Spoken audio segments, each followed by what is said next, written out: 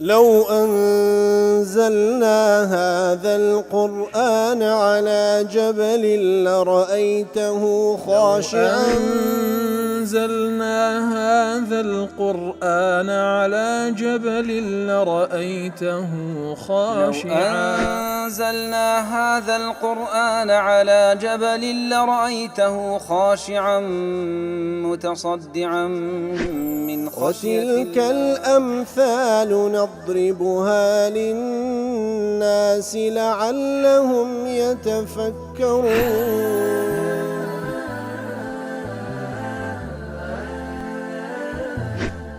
الحمد لله والصلاة والسلام على رسول الله وعلى آله وصحبه ومن والاه.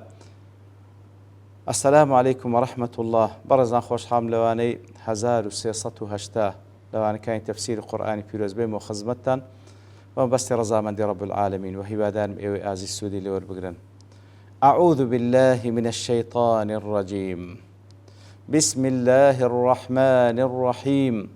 ومثل كلمة خبيثة كشجرة خبيثة اجتثت من فوق الأرض ما لها من قرار. والله برزان وكل واني رابط لخزمت أو دعاتي بون كوالا بيش وآتك أخواي قول نمونة لبو كلمة توحيد دين توا بدارش تساك ودار خرما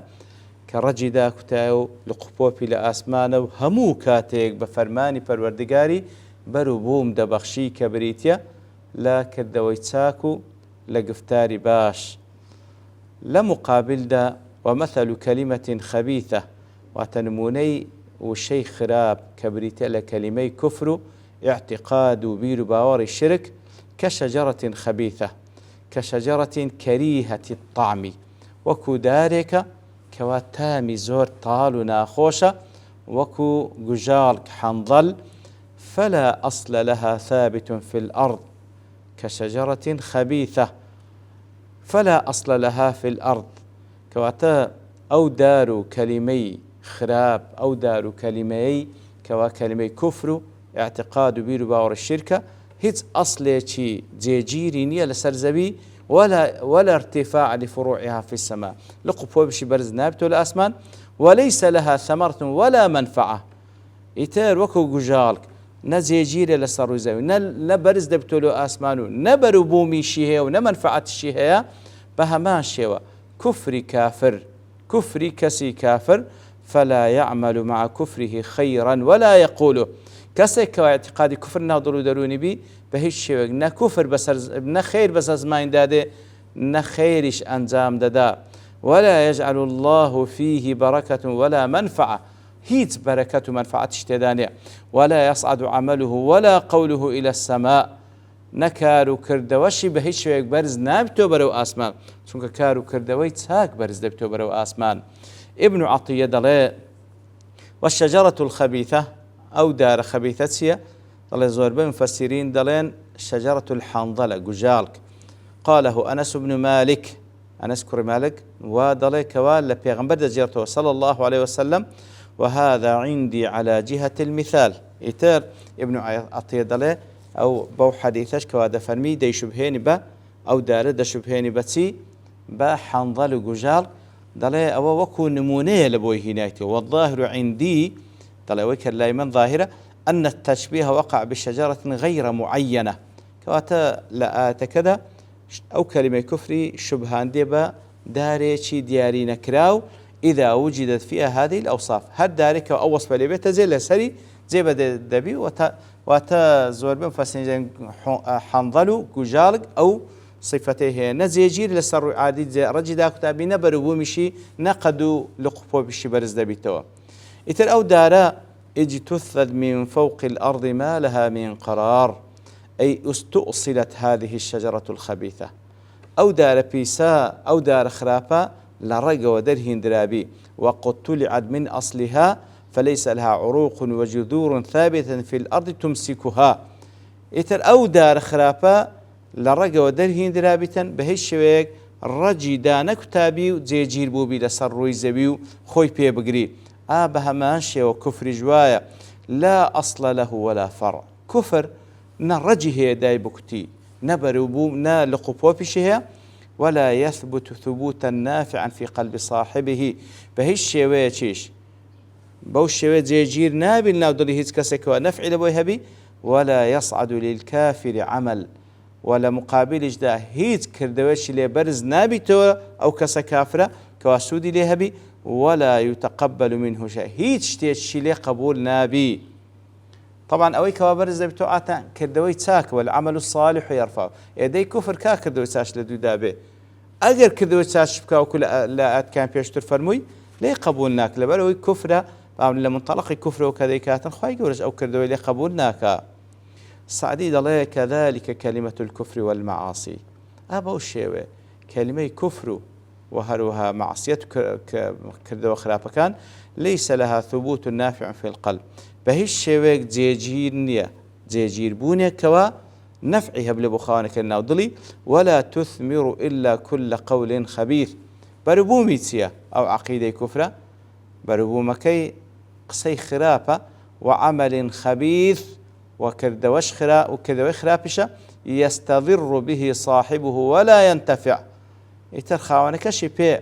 زرر من ده بهش شويك سود لي والناقري فلا يصعد إلى الله منه عمل صالح يترى كسك عقيدة كفر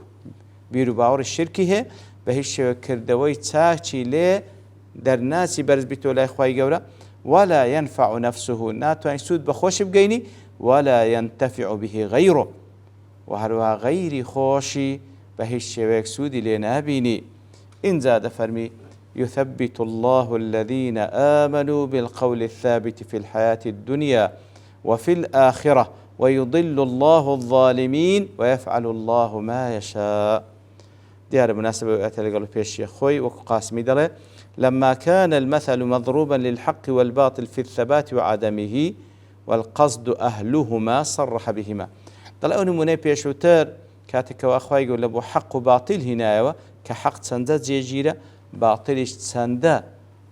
ناجي جيرة كيس رجل رشالنيا وما بس تجلون مني أهلي حق أهل باطلة ليردا إن أخوي يقول باز لحق لا أهل حق أهل باطل لك يثبت الله الذين آمنوا بالقول الثابت وتا يثبت الله المؤمنين بالقول الصادق الحق فتا الله تعالى إيمان داران جيجير دكا بالقول الصادق الحق بقول راست حق راست دروس الذي ثبت في قلوبهم بو قوليك وجيجير والنودليان وتمكن فيها زي خوي كرديتوا دامزرا واطمأنت إليه نفوسهم بويكوا ضليان بي آرام دقري وهو شهادة أن لا إله إلا الله وأن محمد رسول الله كواتا الله تعالى بشهاد ماني لا إله إلا الله محمد رسول الله إيمان داران جيجير دكا إيمان داران جيجير دكا فيثبتهم الله في حياتهم الدنيا بو شهادة لا إله إلا الله محمد رسول الله وبيداويستيكاني أو شهادتين الله تعالى جيجيريان دكا لجيان دنيا على إيمانهم بالله تعالى وبرسوله صلى الله عليه وسلم يتربو شاد ماني لا إله إلا الله محمد رسول الله الله تعالى بندكاني إيمان داران جيجير دكا وثباتيان بيدا بخشي لجيان دنيا ثباتيان بيدا بخشي لسر إيمانيان بخواي قول تعالى إيمانيان ببيغمبركي صلى الله عليه وسلم ويسلمهم من الشهوات والشبهات وهروا سلامتيان دكا لهمو شبهات وشهوات كان ويثبتهم أيضا في الحياة الدنيا وفي الآخرة وهروا ثبات الشامبير بخشي بهماشوا لناه قبر كانيان كاتك ودو ملائكة دين برسياري ليلكن كواتا يثبت الله الذين آمنوا بالقول الثابت قول ثابتك بريتلا شهادتي حق كوشهادة لا إله إلا الله وشهادة محمد رسول الله كواتا هن بو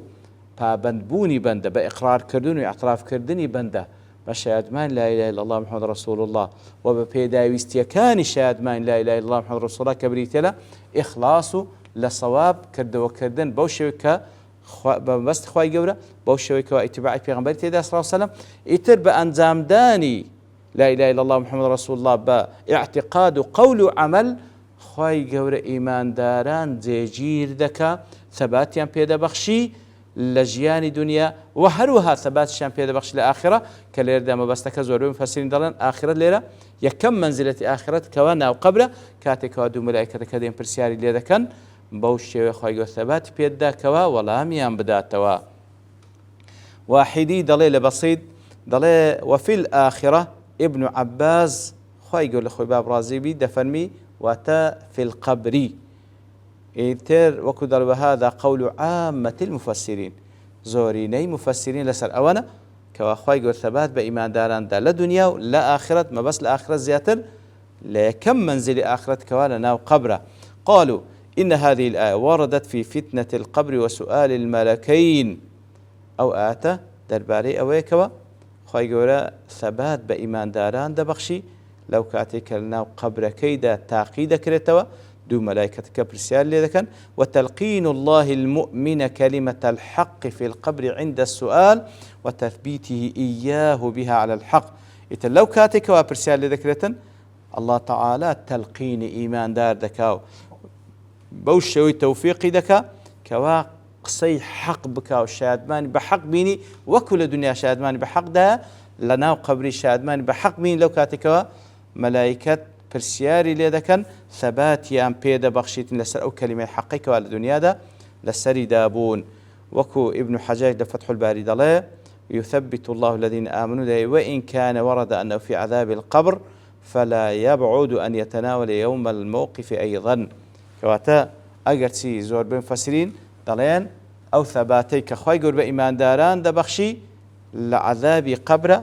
واتە لە پرسیاری مەلایکەتەکانە دەڵێ دوور نییە لە مووقیفی ساحەی مەحشەریش عینی خۆی گەورە ثەباتیان پێدەبەخشی. لە حەدیثێکدا کە بوخاری مسلم ڕواتیان کرێ بە ڕای کوڕی عازب دەجێڕتەوە دەفەرمی پێغەمبەر صلی الله علیه و سلم فەرمووی المسلم إذا سئل في القبر کاتێکەوە مسلمان پرسیار لێ دەکرێتەوە لە قەبر يشهد أن لا إله إلا الله وأن محمد رسول الله کە پرسیار لێ دەکرێت شایەتمان دەدا وەکو لە دنیا شایەتماندا بە لا إله إلا الله محمد رسول الله فذلك قوله ئیتر ئەوەیە کەوا خۆی گەورە دەفەرمی يثبت الله الذين آمنوا بالقول الثابت في الحياة الدنيا وفي الآخرة. وهروها لحديث دیکە کەوا ئیمام ئەحمەد و ئیبن ئەبی عاصم لە سنەی ڕوايەتی کردێ بەزار وەکو لە مەجمەعی زەوائد هەیثەمی وهروها وتصحيحی دەکا وابن القيم لإعلام الموقعين وابن كثير لتفسير القرآن دل إسناده لا بأس به هيثميش لمجمع فوائد دل رجاله رجال الصحيح وهروها البانيش دل إسنادك صحيح لسلسلة أحاديث صحيحة كحديثك أبي سعيد الخدري دجارتوا دفرمي پیغمبر لقل پیغمبر صلى الله عليه وسلم لجنازيك لناشتني جنازيك في صلى الله عليه وسلم فرمي أيها الناس أي خلشنا إن هذه الأمة تبتلى في قبورها أو أمتا أو خلقا تعقيد كرين قبر كانيان فإذا الإنسان دفن كاتك وإنسانا دن يجري فتفرق عنه أصحابه إتر أصحابه أوانيك لقالي دانا بارتيلي ذكن جاءه ملك في يده مطراق فأقعده ملائكة ديت لاي مطرقو بابرين تكوتشي شيبيا فأقعده هلي دستيني توا دايدني شيني قال ما تقول في هذا الرجل تي دلي درباري أو بياوة وبستي برسيادة اللي كدر بار بياوة صلى الله عليه وسلم فإن كان مؤمنا أجر إيمان دار قال أشهد أن لا إله إلا الله وأن محمدا عبده ورسوله شهد ماني بحق ديني وإيمان داره ضل لا إله إلا الله محمديش بندو رسولي خوايا فيقول صدقت إن ذا بيدله راستتكت ثم يفتح له باب إلى النار ذا درجاش لرجته لا أجر بيدا قترية أو زيجاد بو أجر كفرت بكردبايا فأما إذا آمنت فهذا منزلك بلام كإيمانتنا نخير أو زيجاته أوش أو درجاش لرجته لبهشت فيريد أن ينهض إلي سبحان الله دايو هل بستيتو برو أو بهشت برواتا فيقول له أسكن زاري آرام بوا ويفسح له في قبره إنزا قبر كله فلاوان دبيتو بلام أجر كسيش كافر بي يان منافق بي كأو ملائكة دي برسياري لذكاتا أو إجدالة لا أدري نازانم سمعت الناس يقولون شيئا جملة بخلشتيش يان دقود فيقول لا دريت ولا تليت، نزانيت نخوێندتەوە، کەواتە لا دريت ولا تليت، تليت لتلوته هاتية بمعنى خوێندنەوە، أي لا تقدر أن تقرأ وتقول ما هو الحق والصواب في القبر، کەواتە نەزانیت و نەجەشزانی بخینیەوە تاوەکو حەقەکەی بڵێ، ولا اهتديت ڕێگای ڕاستیش نەدۆزیەوە. اینجا دەرگایش لە بەهەشت لێ دەکرێت پێدان ئەوە جێگای تو بەگەر ئیمان بهینا بە، بەڵام کاتێکەوە کوفرت کردیە ئەوە خوای گەورە ئەو جێگای لۆ گۆڕیەوە بە دەرگایش لە جەهەنەم لێ دەکرێتەوە، ئەوە جێگای تووە. ثم يقمعه قمعة بالمطراق، اینجا بەو چەکوچە لێدانێک لێی دەدا، يسمعها خلق الله كلهم غير الثقلين، هم مخلوقات كان جوان لدبي تنها إنس جن نبي. فقال بعض القوم يا رسول الله، هنديك لوانك لو موجود بون تي ياخذ يكك لوانك لو موجود بون يا رسول الله ما أحد يقوم عليه ملك في يده مطراق إلا هيل عند ذلك. واتا يا رسول الله إباشا وموقفتنا أخوشا هر كسيك لو موقفي بي أو ملائكة بخو بوتشك وسودة تسري إلا هيل عند ذلك، واتا ترسي اهتلا ترسان ناتواني أولا مبداتها. في أنصاصا فرموي يثبت الله الذين آمنوا بالقول الثابت، الله تعالى ثبات بيد بخش بقول ثابتة لقدر إلى دنيا دا أو إنسانا ثابت بوا لسلا لا إله إلا الله محمد رسول الله بيدا ويستيكاني أو شاهد معنا الخواي قول لدنياش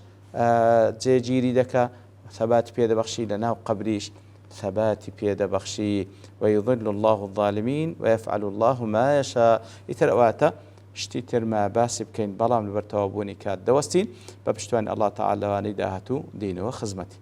وصلى الله وسلم على نبينا محمد وعلى آله وصحبه أجمعين، وآخر دعوانا الحمد لله رب العالمين. لو أنزلنا هذا القرآن على جبل لرأيته خاشعا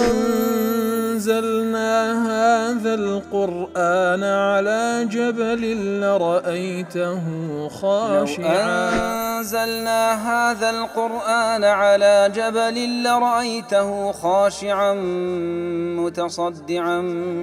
من خشية وتلك الأمثال نضربها للناس لعلهم يتفكرون.